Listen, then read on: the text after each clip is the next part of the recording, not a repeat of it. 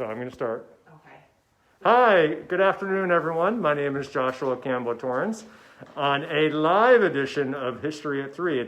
It's live History at 3 week here at the Webb Dean Stevens Museum. We're in the Joseph Webb House here at the museum. Of course, we're located in beautiful, historic Old Wethersfield. As a historic house person, someone who's enjoyed them for a very long time and has been involved in the historic house field for almost my entire professional museum career, one of the things that I find so fascinating about historic houses is that although sometimes historic houses are presented as if they are telling the story simply of the family who lived there, in truth, historic houses can tell us so many different stories because so many different, often is the case, so many different generations of one family might have lived there, or more than one family may have lived at a particular house. Joining me today at History at 3 are our two stars, our co-stars of History at 3, Cynthia Riccio, our Director of Education, and Rich Malley, our Curator, and they're going to talk to us a little bit about the many people who lived at this house, the Joseph Webb House.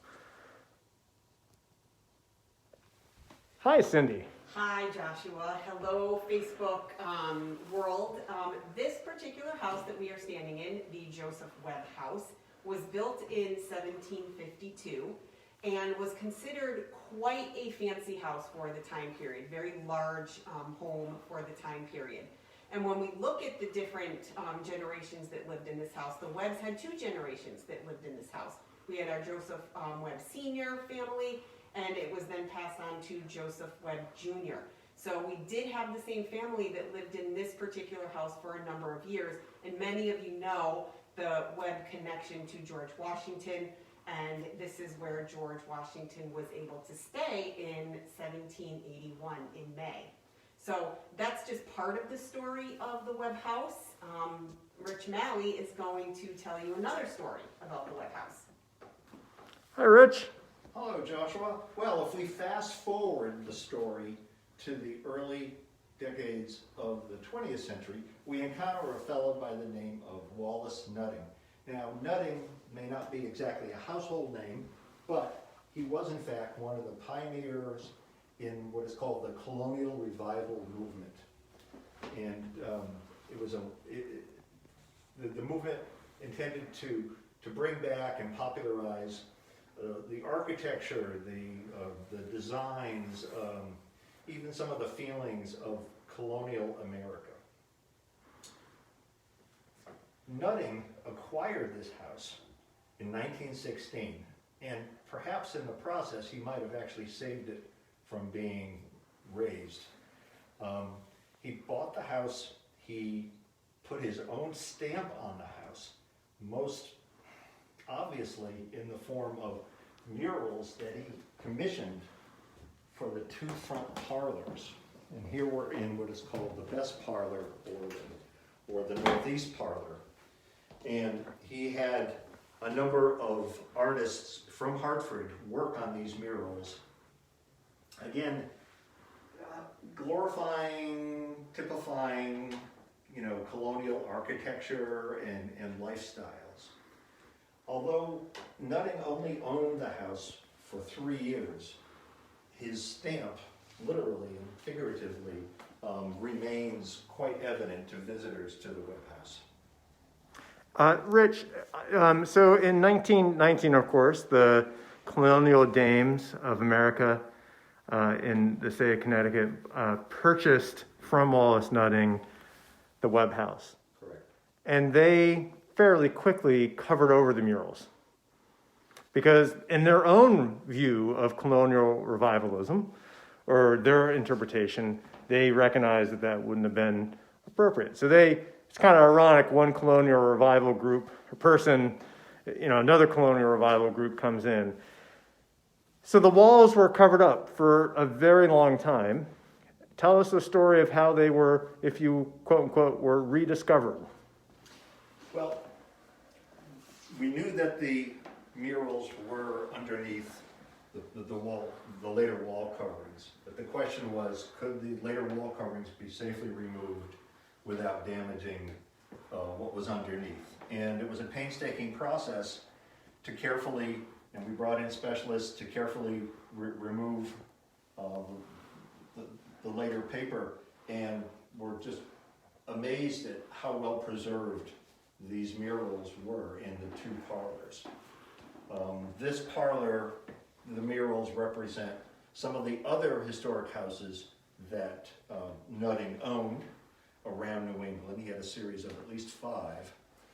And the so-called Yorktown parlor had murals chronicling Washington's activities leading up to and following the battle, the victory at Yorktown. And let's come back and find Cindy here. Cindy, you like to bring students into the Webb House and talk to them about, this idea of colonial revivalism, and yet what's ironic about this house is that it's a colonial revival house, but it has really strong ties to the colonial period. So how do you sort of help students understand, yes, Washington slept here, but what Nutting is doing is a fictional account? I mean, we use the murals that are in the Yorktown parlor to show students some of what, Nutting was thinking. One of the ones that we like to point out is this one right here, where if you look at the faces on them, they all look like George Washington. So we use that, and we say to the kids, what do you see about this mural that maybe, isn't quite right? And they will point out that everybody looks like George Washington. Some are really smart, and they will point out the spurs on the boots, that they probably wouldn't have been wearing those inside. So students, we find, are pretty smart and pretty astute, and notice a lot of things that sometimes maybe we don't pick up on.